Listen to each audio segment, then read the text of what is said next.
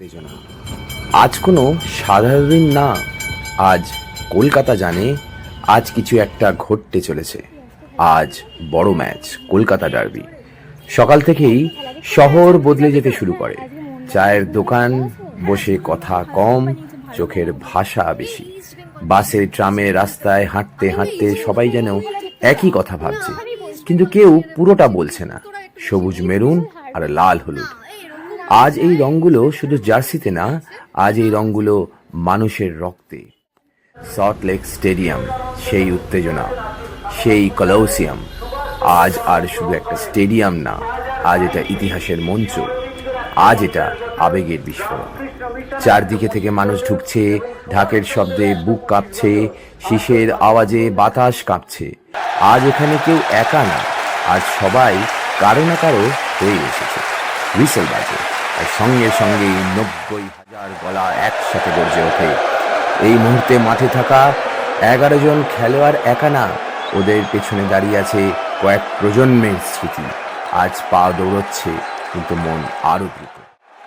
এই ম্যাচে কেউ জায়গা ছাড়ে না, প্রতিটা ইঞ্চির জন্য লড়াই। ধাক্কা লাগে, পড়ে যায়, আবার উঠে দাঁড়ায়। এখানে কেউ হার মানে না, কারণ সবাই জানে আজ পিছিয়ে গেলে এই ম্যাচটা সারা জীবন মনে থাকবে।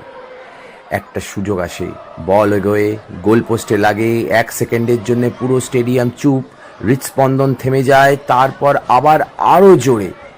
না, হলো না। Half time. খেলোয়াড়রা মাঠ ছাড়ে, কিন্তু দর্শকদের মাথা থেকে ম্যাচ নামে না। চোখে ক্লান্তি, গলায় শুকনো ভাব, কিন্তু ভেতরে আগুন। আজ কেউ শান্ত হতে আসেনি। দ্বিতীয়ার্ধে শুরু হতেই গ্যালারি যেন মাঠের আরো কাছে চলে আসে। চিৎকার আরো জোরে, ঢাক আরো দ্রুত। এখন আর হিসেব নেই, এখন শুধুই আবেগ। একটা আক্রমণ, একটা পাস, বল যায়, নেট কাপে, গোল গোল। এই শব্দটা শুধু মাঠে না, পুরো শহরে ছড়িয়ে পড়ে। আজ কলকাতা গর্জে ওঠে। এটাই তো মজা, কলকাতা ডার্বি, বড় ম্যাচে। শেষ কটা মিনিট, পা ভারী, শ্বাস নিতে কষ্ট, কিন্তু কেউ থামে না। কারণ এখন আর শরীর খেলছে না, ইতিহাস খেলছে। প্রতিটা সেকেন্ড মনে হয় একটা যুদ্ধ। শেষ হুইসেল। কেউ মাঠে বসে পড়ে, কেউ আকাশের দিকে তাকায়, কেউ চোখ মুছে নেয়। আজ জয় শুধু স্কোর লাইনে না, আজ জয় বুকের ভেতরে। এই জন্যই এটা ম্যাচ না, এই জন্যই এটা বাঙালির বড় ম্যাচ। এক শহর, দুটো হৃদয়, একটাই আবেগ। আর এই রাইভেলরি কখনো শেষ হবে না। এ আজীবন, চিরকাল বাঙালির ঐতিহ্যের মধ্যে। এটাই হচ্ছে বড় ম্যাচের প্রমাণ, মোহনবাগান ইস্ট বেঙ্গলের প্রমাণ। জয় মোহনবাগান। ধন্যবাদ।